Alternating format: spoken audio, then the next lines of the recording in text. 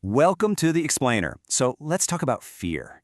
You know, that feeling that just holds you back, whispers doubts in your ear, and pretty much stops you from living the life you really want. We're going to dive in and explore how to face it, understand it, and maybe even use it to our advantage. Think about that for a second. Fear can feel so real, like a solid brick wall blocking your path. But what if it isn't? What if it's just a story we've been telling ourselves? A narrative we cooked up based on something that happened in the past, or some worry about the future? Let's explore how we can grab the pen and become the author of a new story, one that leads us to freedom. Okay, so first things first. If we're going to tackle fear, we have to understand what it even is.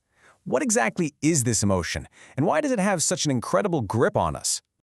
Okay, this right here, this is a total game changer, and it comes from the Mental Health Foundation. You've got to know the difference. Fear, that's for right now. It's a car swerving into your lane. It's a real, immediate danger. Anxiety, that's your brain reacting to a future imagined threat, like worrying you're going to bomb that presentation next week. Just being able to separate the two is the very first step to getting some control back. And look, fear isn't just some idea floating around in your head, right? Nope. It is a full-body takeover. Your heart starts pounding out of your chest, your stomach does flips, your muscles get all tense. It's like your body is just screaming, emergency. So why does our body go into full-blown panic mode? Well, it's all thanks to our ancient fight-or-flight response. And yeah, it's brilliant if you're running from a tiger, but for a work deadline, not so helpful. It's basically like having a super-sensitive fire alarm that goes off every single time you make toast. It's a faulty system for the world we live in today. Okay, so we've got this intense physical reaction.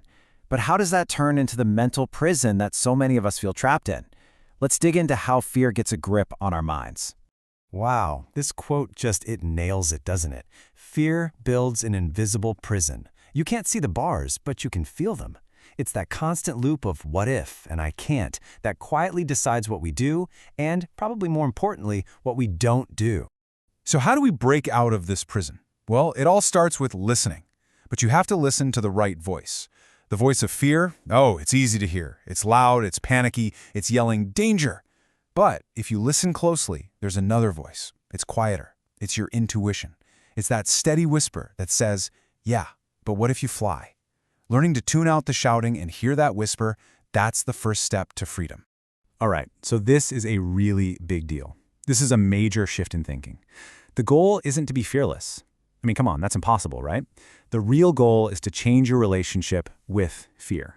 To stop seeing it as your boss and start seeing it as just a messenger. That's the inner shift we've got to make. And you know, this isn't a new idea. This piece of wisdom from the Bhagavad Gita absolutely hits the nail on the head. Your own mind, it can be your worst enemy or your best friend. And it all comes down to whether you've conquered it. Not by fighting it, but by understanding it and making it an ally. So how do we start making that shift? Here are 3 powerful practices. Number 1, stay present. Seriously, fear loves to live in the past or the future. If you bring yourself back to right now, it kind of fizzles out. Number 2, realize you are not your thoughts. Your brain is going to cook up all sorts of fearful thoughts. That's its job, but you can just watch them float by. Like clouds, you don't have to grab onto them. And number 3, accept uncertainty. Trying to control everything is just exhausting. The only thing you can really be sure of is this moment. Okay, so once we start doing that inner work, we can get ready for the outer battle. This is where we start taking action. And the good news is, there's a proven step-by-step tool that can help us do it.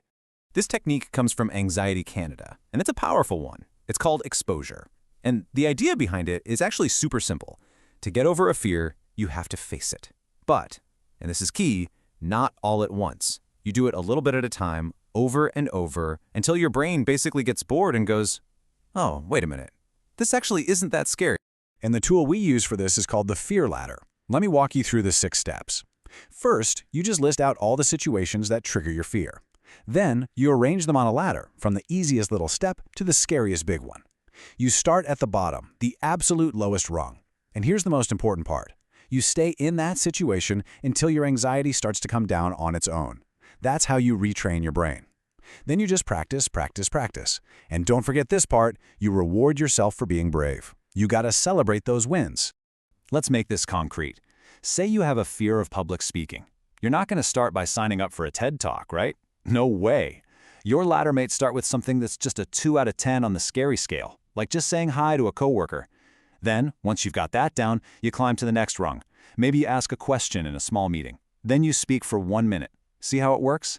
Each little victory gives you the fuel for the next, bigger step. And this is where the magic happens. When you combine that inner work, changing your mindset, with the outer work of taking these small, brave steps, you're not just coping with fear anymore. You're actually building a whole new reality for yourself, one where you're in the driver's seat, not your fear. You know, a really common fear is the fear of criticism. But I love what this Reddit user said. Growth doesn't happen when you're all comfy and safe in your little bubble. Every single rung on that fear ladder is a step outside that bubble. And if you can learn to see criticism not as an attack, but just as information, as a chance to grow, man, that's a superpower. So, after all that, what are the big takeaways? What do you really need to remember? First, try to see fear as a chance to heal something. Second, when you feel it, just pull yourself back to the present moment. What's happening right now? Third, be open to whatever change that fear might be trying to stop you from making. And finally, the simplest tool of all, just breathe. It's amazing how a few deep breaths can reset your whole system. So I want to leave you with this last thought. What if your fear isn't a jailer trying to lock you up? What if it's a compass? What if it's actually pointing you in the exact direction of your own growth? The next time you feel that familiar knot in your stomach, that pang of fear, just ask yourself, where's my compass pointing? And what incredible things might be waiting on the other side if I'm brave enough to just take that first step?